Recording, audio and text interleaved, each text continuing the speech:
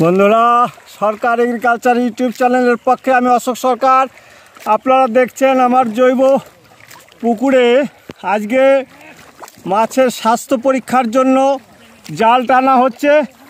বেশ কিছুদিন পর আজ আপনাদের সামনে আমি আমার মাছ চাষের অভিজ্ঞতা এবং মাছের স্বাস্থ্য এবং এতদিনকার মাছের যে ডিম পোনা ফোটানো সেই মাছের চেহারা সাইজ আপনাদের সামনে আজকে আমি দেখাতে চেয়েছি।